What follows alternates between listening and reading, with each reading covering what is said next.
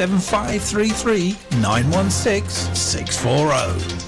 Or you can contact us on our SG1 Radio webpage, sg1radio.co.uk. There's a little speech bubble at the bottom right-hand corner, and if you click on that, then we get the message here and we can respond to you. Or you can ask questions of the lovely Dave Campbell, who's with us now. Hello. Hi, Hello. Dave. It's good to be here again. Oh, so nice to have you. I dusted down my cobwebs. I'm back. But you've been quite busy over lockdown, haven't you? I have. Probably one of the most creative times I've ever been through. I think. Hasn't that been the same for a lot of people? Because they couldn't go out and gig, they then sort of started doing a lot of new material, didn't they? You just adapt to other things. Yeah, and had to. Yeah, it's pushed me out of my comfort zone, and some weird stuff has gone on. So, but really positive stuff though at the same time. So yeah. So tell us about some of the things. So what we were going to talk about today was about the Billy Fury sessions. So you've been doing some Billy Fury songs, haven't you? Yes. So tell us about why did that come about? Well, how in the did it first come place, about? yeah. Originally, I had a really amazing moment where I just rocked up at Billy Fury's old home.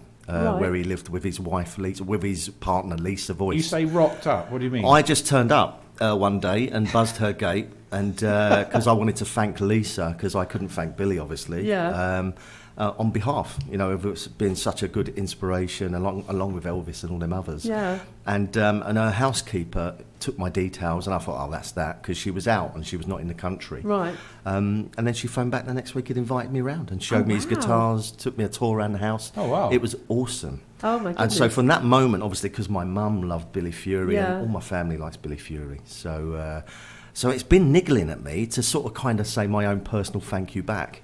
But what happened is Jules and her dad Mike, they were out in the car one day, and her dad was listening to my Elvis and said, like, I reckon he could do a great Billy. So that gave me the idea to have a go at it, and it's just gone crazy. So you obviously have loved Billy Fury as another. I mean, obviously you do Elvis. You've done Elvis for a long time. We've spoken to you about that beforehand. Yeah. But Billy Fury is another one that you. Yeah, he's always been the equivalent to Elvis, our British Elvis, as they used to call him. So I've always loved him from my mum playing his records as well. So yeah, fantastic. Yeah, so I was aware of him and his music and knew most of the words. So I was off to a start again. Off to a flying start. So is she aware that you're doing these the album? I've got the material and left it with her PA. Right. So as soon as she's back in the country, because of the whole COVID thing and all that, hopefully she'll receive it and get in touch again. Oh, cool. Because it was a personal thank you to her. And also I've dedicated it to Jules, Mike, and his late wife, Anne. Right. Which I thought would be a nice touch.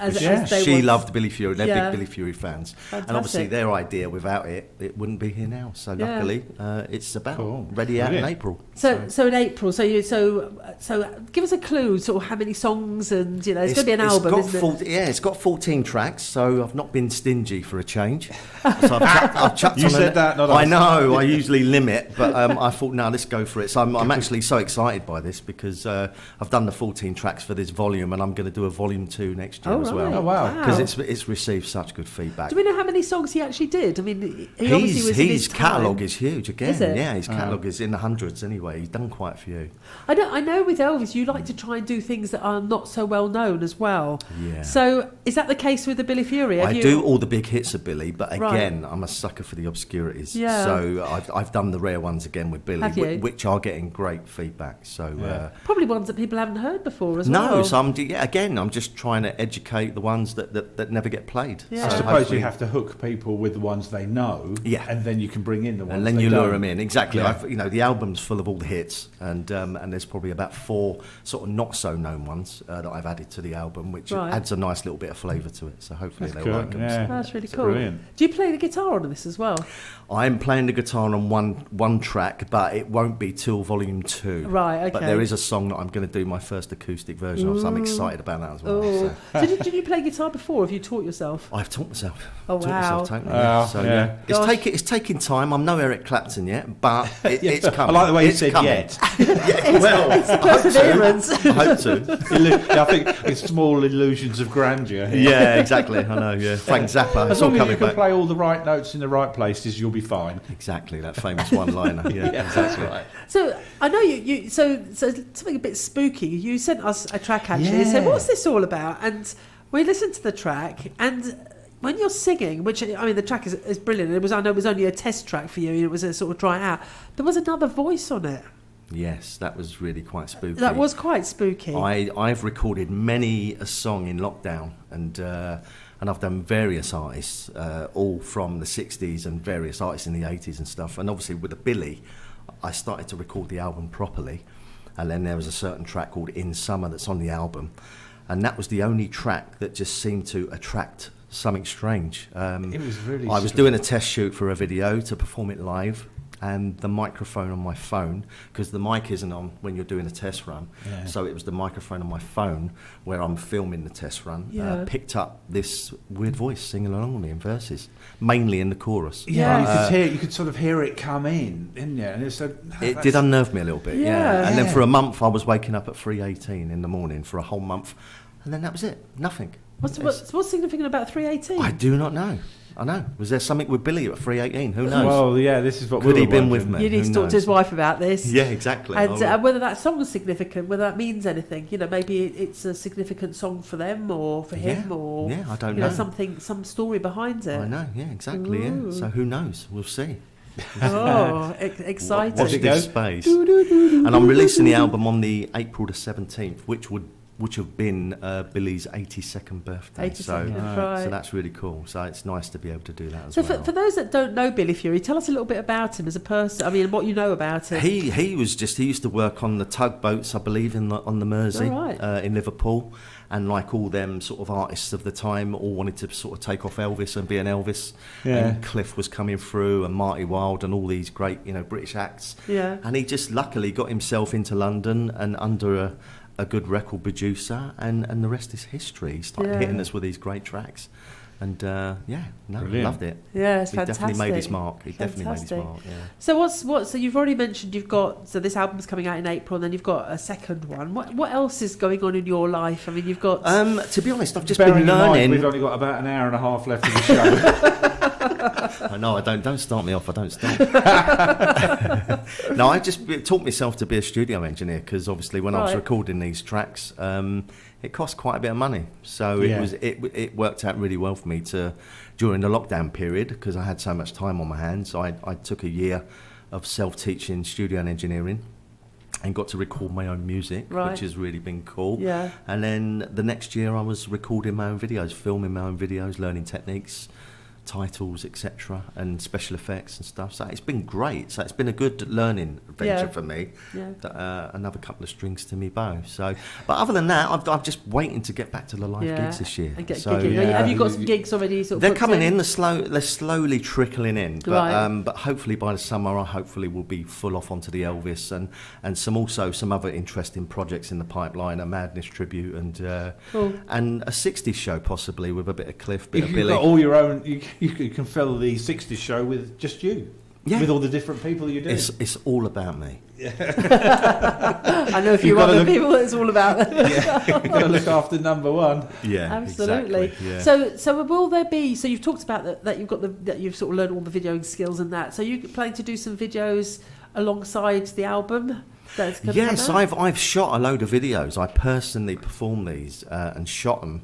For the tracks off the album, especially to send to Lisa Voice. Right. So I presented these on a USB sort of rhinestone pretty pendant USB stick, and that's what I sent in a box to her PA so she can watch all the videos that are performed. And obviously they're going to be released over the next month or so. Right.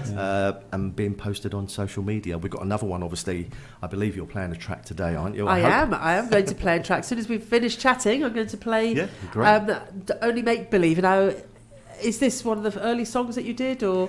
It is. The first album track that made me start doing it was is Halfway to Paradise. That was the first, which is a big hit of his. Yeah. And then from the feedback of that, I started thinking, hang on, I think I have an album here if I can pull it off, and thankfully I have. Yeah. So, and obviously It's Only Make Believe was a huge Conway was. Twitty. Yeah, well, It'll always be Conway Twitty.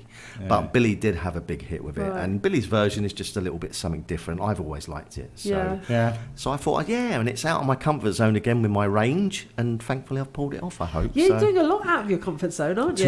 Too much. I've got to reel it in a bit now. But I don't know, it's not a bad thing, good. is It's it? good. You're stretching your limits. Absolutely. Exactly. I've been reading this book. I can't explain it in too much, but Jeff will know what I'm talking about. It's all about these things called telomeres, and it's all to do with your DNA and these like little bits at the end. Like if you imagine a shoelace, you have the little bits on the end of your shoelace, so they're like on the end of the shoelace, and the shoelace is your DNA.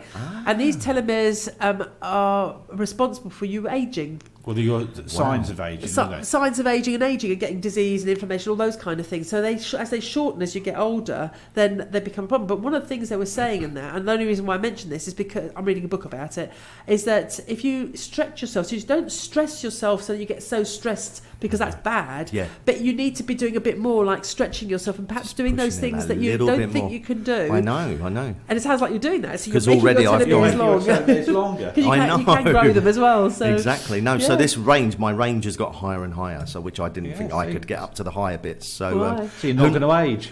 No, well, I don't know about that. That's a good thing. Yeah, it's a good thing. Yeah, I'm hanging on to these wrinkles. I've got the greys are coming through, but hey ho, that's. You're not as old as us. Where greys can come through. I'm not even going there. So when the album comes out, you're going to come and join us in the studio again. I'd love to. I'd love to. With another track from the album when we're going to promote it just before its release. Perhaps next time we can do a live performance in it.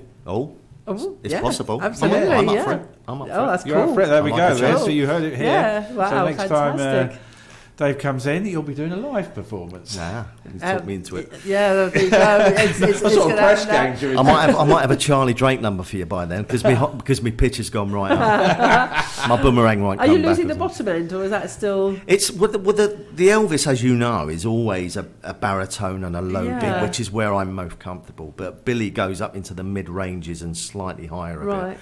And I've got more comfortable staying there, which I usually sort of dip in and then dip out. Yeah. But obviously doing the Billy and some other artists, I've stayed in the out of reach zones a bit longer. So if you train your voice to do it, it'll keep doing it. No, that's it. I'm surprised myself, honestly. There you go. Fantastic. You never know what you can need to do, go on that show because we were watching that. We said, "Oh, Dave should be on that." Starstruck. Have you seen that? Yeah. They did, exactly. So who knows? Watch this space. Who knows? You need to go and tell them that you do a Billy Fury and others as well. Exactly. You never know. I know they're looking for people already for the next series. Are they? Yeah, they are. I might have to get my application in then. Yeah, you definitely will.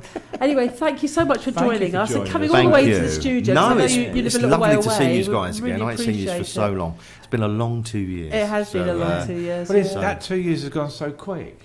Yeah, I know. The trouble is, the older you get, the faster it goes. I know. We're in March. I know, it's crazy. So where did January and February go? But you've achieved so much in those 2 years. I have. It's taught me a lot. It's taught me a lot about my voice, how versatile, and I've surprised myself. So it's been really good. So, but the Big Boss Man is back in the building. He's good. Back. Cool. So definitely. If people want to follow you, best place for them to do that? Yeah, Facebook. You can get Dave Campbell, Facebook, The Big Boss Man. I'm on Instagram, also Elvis Tribute, The Big Boss Man. And look it there. All the Billy Fury stuff's there. Some of the Absolutely Madness or the Suggs versions of stuff I've been doing. They're on there. So it's all good stuff. Cool. Well, we're going to play your version of Only Make Believe from the Billy Fury. Thank you for sending this. I think it's great. And thanks again for joining us. Thank you. Thank you very much. Thank you. People see us everywhere. They think you really care.